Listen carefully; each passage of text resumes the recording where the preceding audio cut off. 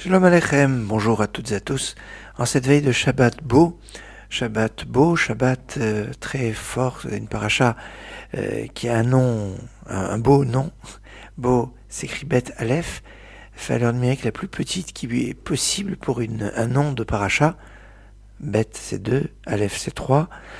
Ça évoque le fait que dans cette paracha il y a 3 plaies, chose qui est très connue.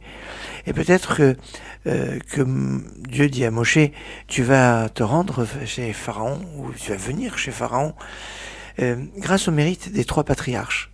Enfin, une paracha qui est d'une richesse ô combien puissante, puisque la première mitzvah ordonnée aux enfants d'Israël en tant que peuple, à Chodesh Hazelachem Rosh Chodeshim, ce mois sera pour vous le premier des mois, la mitzvah de Rosh Chodesh, c'est dans notre paracha, et le premier Rashi de la Torah nous dit que la Torah aurait dû commencer là, parce que la Torah est là pour nous enseigner les mitzvot. Et il y a déjà dans cette paracha 20 mitzvot. Même si la Torah n'est pas encore donnée, on est quand même dans une amorce très très importante.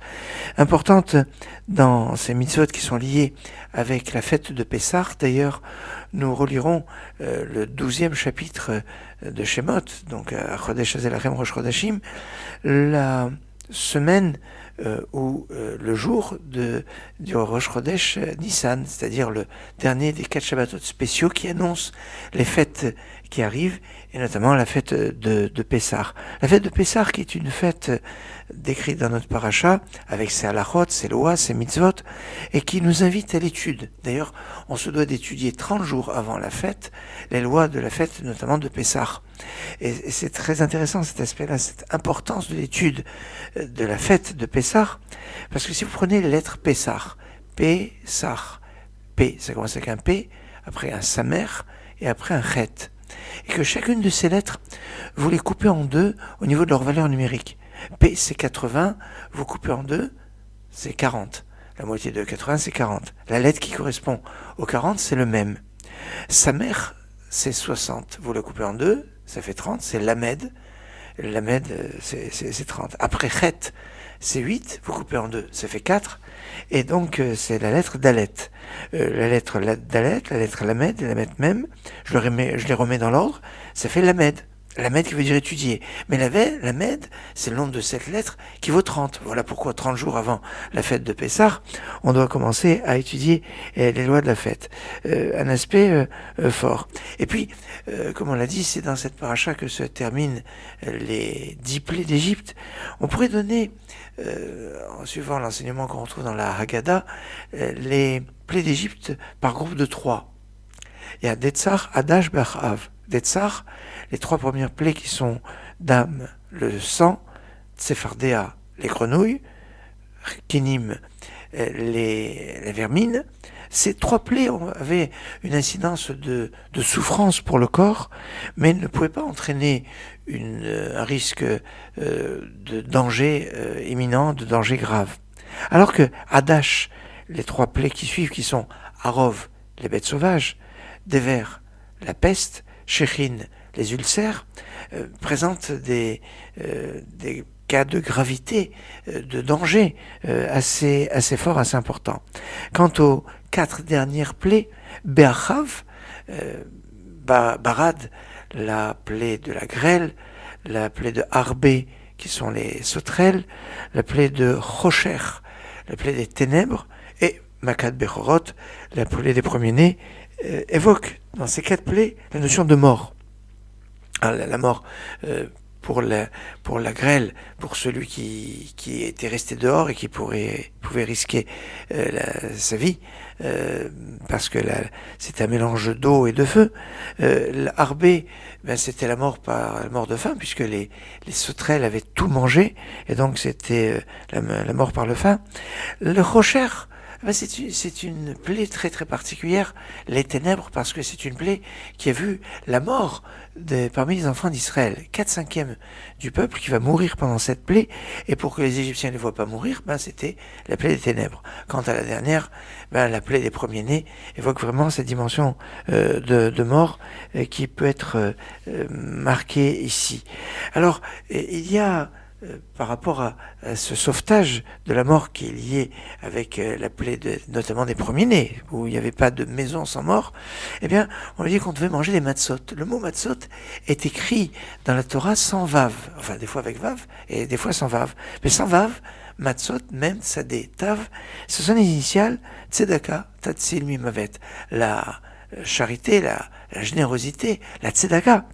Pour être plus concret, Tatsil Mimavet, elle sauve de la mort. Alors, Tzedaka Tatsil Mimavet, ça fait les initiales de Matzot. Mais Matzot, ça peut avoir aussi une autre résonance dans cette période des Shovavim où on est invité à lire des psaumes. Les psaumes se disent Tehilim, et on pourrait dire Tehilim Magdilim Tzadik. Les Tehilim grandissent le Tzadik. Alors le Tzadik, ça peut être le juste de la génération, ça peut faire grandir notre Tzadik, et puis ça fait grandir pendant ce mois de Shvat, où la lettre du mois de Shvat, c'est la lettre Tzadik. Bon, je vais vous proposer les quelques premiers versets des Tehilim, mais lus d'une façon très chassidique, moderne.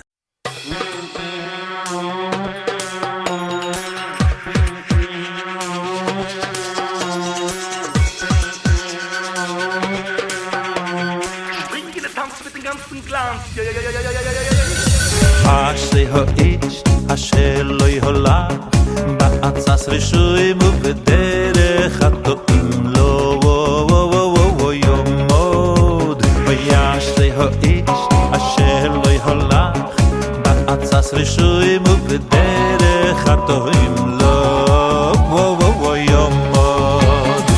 כי אם בזוהר עשה השם חפצוי ובזוהר יגיע עמם Kim besoyer as Hashem cheftoy U besoyer so yegoy mom evoyla Tararararara moy yo yo yo Tararararara moy yo yo yo Tararararara tararararara moy tararararara moy Tararararara moy yo yo yo Tararararara moy yo yo yo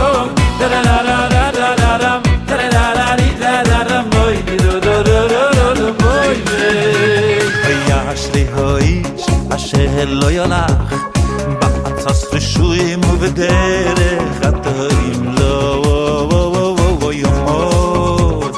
ואשרי האיש אשר לא ילך בעצת רשעים ובדרך הטועים לו יעמוד. כי אם בסויר עש השם חפצוי ובסויר עשו יגיע עמם evoyla כי אם בסויר עש השם חפצוי ובסויר עשו יגיע עמם evoyla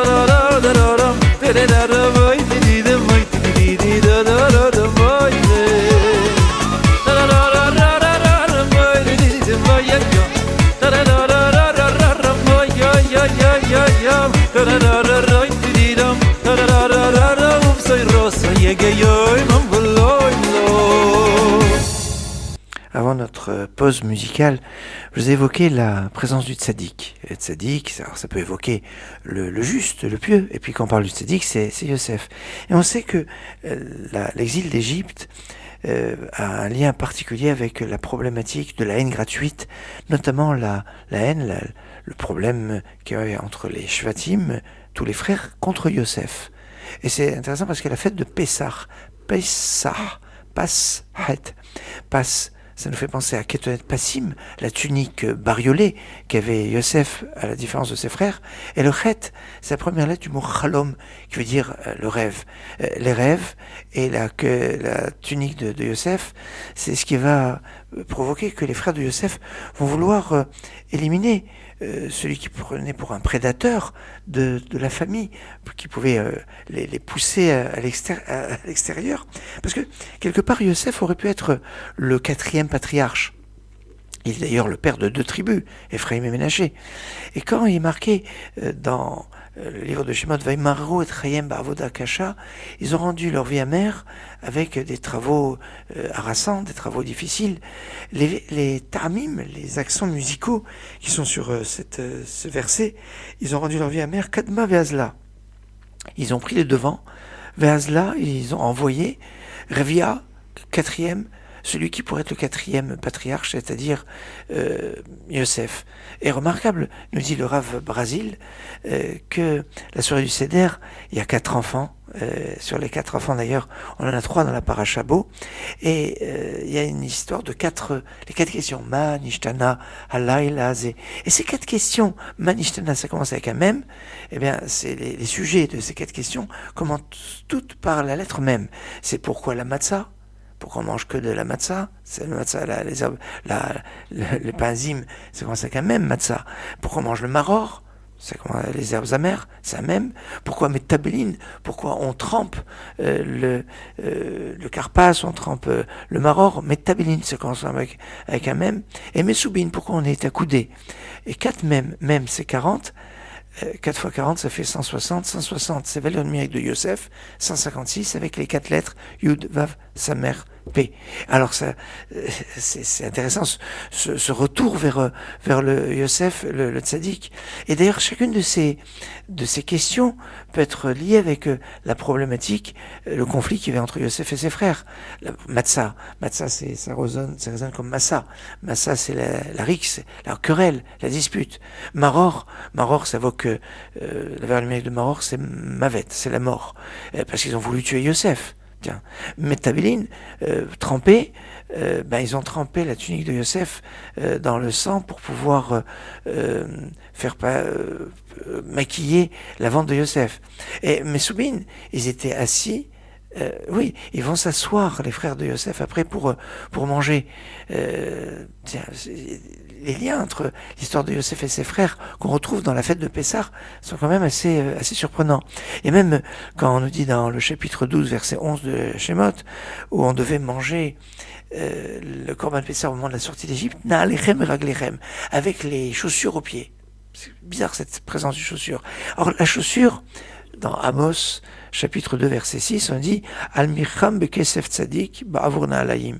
C'est parce qu'ils ont vendu Mircham, ils ont vendu avec de l'argent le tzadik pour na'alayim, pour des chaussures. Alors pourquoi la chaussure? Parce que la chaussure, elle sépare le pied du sol pour le séparer de la malédiction. Peut-être en s'étant débarrassés de Yosef, les frères de Yosef pensaient qu'ils s'étaient débarrassés de la malédiction de Yosef. Si on pouvait, c'est incroyable cette histoire. Mais remarquez qu'il y a Na'al, c'est une chaussure, mais il y a marqué Na'alaim. En fait, c'est 2 chaussures. Na'alaim, évidemment, puisque c'est toujours une paire de chaussures. Mais Na'al, c'est écrit Nun Ain Lamed, ça fait 150. À 150, on retrouve cet aspect du lien avec Yosef, mais 150 par 2, ça fait 300. Et 300, c'est le numérique du mot kaper, pardonne. Il y a une recherche du pardon de cette faute qui a été faite vis-à-vis de Yosef. D'ailleurs, Mircham, ils ont vendu, valeur numérique c'est 300. Et c'est pour ça que Yosef avait donné à Benjamin et Benjamin, son petit frère qui n'était pas là au moment de la vente, quand il a vendu, il a donné 300 pièces d'argent.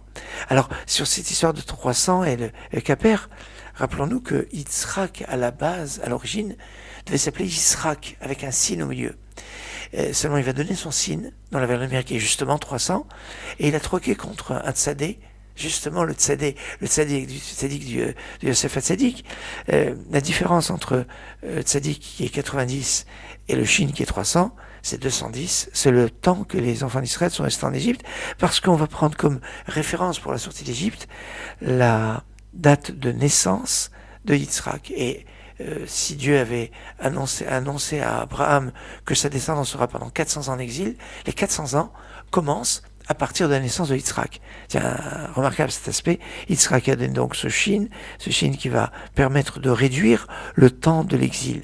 Alors, c'est puissant tous ces aspects-là, et on va voir dans le lien de Yosef HaTzadik, celui qui imprime en Égypte la marque pour pouvoir sortir d'Égypte. Si on sort d'Égypte, c'est parce que Yosef a initié dans son attitude en Égypte, eh bien, un lien de savoir se séparer du mal. Et c'est intéressant parce que Yosef HaTzadik, Yosef ça fait 156, HaTzadik ça fait 209. Ça fait ensemble, 156 et 209, ça fait 365. C'est le nombre d'interdits. C'est un petit peu le savoir se séparer de quelque chose. Et on sait que le Mashiach va être annoncé par Eliaou, le prophète Eliaou, qui est venu d'abord dans l'histoire par Pinchas. Alors Pinchas, Eliaou, Pinchas c'est 208, Eliaou c'est 52, ensemble 52 et 208, ça fait 260, c'est le nom de Dieu multiplié par 10, 26 multiplié par 10, et quand on va rejoindre Yosef HaTzadik, Pinchas et Eliaou, donc ces trois personnages, Yosef HaTzadik, Pinchas et Eliaou, et si on pouvait approfondir, on va voir qu'il y a un lien très profond entre les trois, eh bien ça fait 625, valeur numérique du mot Cherut, la liberté. Et cette liberté, eh bien, c'est la liberté de la possibilité de réaliser tout l'ensemble des mitzvot. Et mitzvot, c'est une couronne. Ha-Keter, la couronne, ça fait 625. Et Keter, c'est l'ensemble des 613 mitzvot, plus les 7 mitzvot d'obligation rabbinique. C'est tout le programme du tzaddik, le programme qui nous amène au temps messianique avec la couronne du Mashiach. וייתנו לך כסר מלך יקבלו אין מלכותו עליהם ויראו ממוך בקהלם וישמעו רחוקים ויבואו וייתנו לך כסר מלך. Et c'est l'heure de retrouver notre réflexion sur la Haftara. La Haftara de la semaine. Alors, la plupart des communautés, que ce soit séfarades et toutes les communautés ashkénazes, vont lire le texte qui est dans Jérémie, chapitre 43, à partir du verset 13, Haddavar Asher Diber Hashem El Yirmiyahu.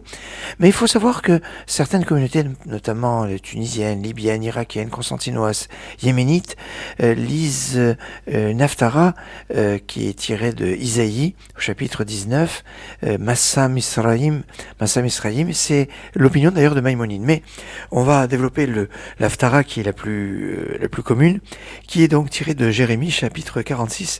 C'est la dernière Haftara qu'on pourrait dire qui est pris au plus tard dans le livre de Jérémie. Dans les autres chapitres qui vont suivre jusqu'au chapitre 52, il n'y a pas d'autres Haftarot qui sont tirés de ce livre de Jérémie.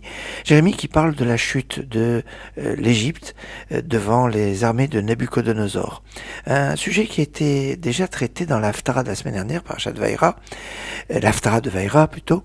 Et Jérémie, en fait, œuvrait en Israël, alors que Ézéchiel, qui est pratiquement un contemporain, il a vécu peut-être un petit peu après, mais ils ont un moment en commun, eh bien, lui était en Babylonie. C'est un sujet aussi qu'on retrouve dans Zacharie, une Haftara qu'on lit le premier jour de Sukkot, et aussi dans Ézéchiel pour le Shabbat de Chol HaMoed Sukkot. Mais on va pas rester longtemps là-dessus. Je voudrais juste attirer votre attention sur le fait que on n'a pas de date sur cette prophétie. Alors si on se fait référence au début du chapitre chapitres dans ce Jérémie. Ça ferait la 4e année de Joachim, mais c'est pas évident, et certains situent cette prophétie beaucoup plus tard. Remarquez que au début on parle de Nebuchadrezzar et pas Nebuchadnezzar. Nabucodonosor est appelé avec un nom un peu particulier. On retrouve aussi une expression pas évidente à interpréter qui est Cherev Hayona. Traduction littérale classique, Cherev Hayona, le glaive de la colombe. Bon, la colombe qui évoque en général la paix, le glaive de la colombe. Alors en fait, c'est une mauvaise compréhension du texte. Hayona ici vient du mot Yena, qui est une destruction, une extermination. Yena, alors c'est pas la bataille de Yena, mais évoque quelque chose qui est détruit, comme le vin qui peut des yaïnes qui peut des fois détruire. C'est une notion. On retrouve dans cette fin de Haftarah, au verset 27, où on nous dit Ve'ata al tira avdi Yaakov. Et maintenant mon serviteur Yaakov, n'aie pas peur. Ve'al techat Israël, n'aie pas peur Israël, qui ni Moshiacha. Merachok, je vais te sauver même quand ce sera de loin. Ve'sham Yaakov, ve'shakat ve'shanan ve'in macharid. Et là, Yaakov sera en paix et en sécurité. Et le mot Yaakov ici est écrit d'une façon bizarre, avec un vav au milieu. Yaakov, ça s'écrit sans vav, ça s'écrit en écriture chasser, c'est-à-dire en écriture défective, et là on a une écriture pleine. Alors c'est quoi cette notion où Dieu dit à Yaakov de ne pas s'inquiéter, Al-Tira, qu'on retrouve notamment dans des chants de samedi soir? Eh bien, c'est que Yaakov avait eu le rêve de l'échelle où il voyait des anges qui montaient, qui descendaient. En fait, il voyait des archanges qui évoquaient les exils. Il voit l'archange de la Babylonie qui monte 70 échelons et qui descend. Il voit l'archange de Mède qui monte 52 échelons et qui descend. 70 c'était 70 ans, 52 52 ans. La Grèce qui monte 180 échelons comme les 180 années d'exil de Grèce. Et puis après il voit Édom qui monte, mais il voit pas descendre. Alors il s'inquiète. Dieu dit ne t'inquiète pas, je le descendrai. C'est le cas de le dire. Enfin bon, c'est un point fort qu'on retrouve ici sur cette prophétie que Jérémie fait sur l'Égypte, mais il va aussi avoir des prophéties sur la Judée, sur Jérusalem. Mais les derniers mots de la Haftarah sont très très intéressants. Venake lo anakeka, qui veut dire « et je ne te ferai pas disparaître du monde ». Venake lo anakeka. Venake, ça nous fait penser Venake lo inake dans la fin des 13 attributs divins de miséricorde, où on dit Venake lo inake, et je ne pardonnerai pas si il y a une continuité dans la faute, alors que quand on les évoque en qualité de 13 attributs divins de miséricorde, on dit Venake, et Dieu va nettoyer, va pardonner les fautes. Alors, Venake lo inake, Venake lo anakeka. On voit ici une Haftarah avec donc des expressions qui, à d'autres endroits dans la Torah, peuvent avoir une signification qui est très différente de ce qu'on trouve dans cette Haftarah, qui est d'une richesse remarquable. Il va être temps pour moi bien de vous souhaiter un super Shabbat, un Shabbat de paix, de Shabbat d'étude, un Shabbat d'élévation, un Shabbat de Kedusha, un Shabbat Shalom, un Git Shabbos. Shabbat Shalom umevorach. Boy bisholoim ateres balo gamberino vetsolo Toichemune am segulo boy ikalo Boy bisholoim ateres balo gambesimcho vetsolo Toichemune am segulo boy ikalo Hoy toichemune am segulo boy ikalo Toichemune am segulo boy ikalo Hoy toichemune am segulo boy ikalo Toichemune am segulo boy ikalo Boy bisholoim ateres balo gam besimcho vetsolo Toichemune am segulo boy ikalo Hoy toichemune am segulo boy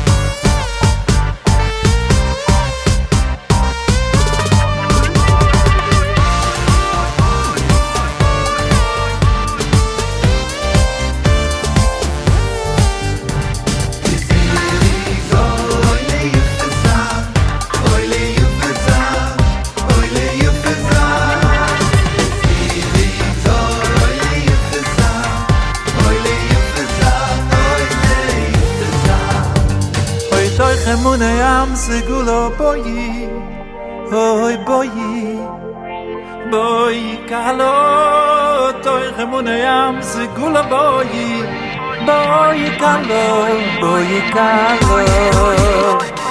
toy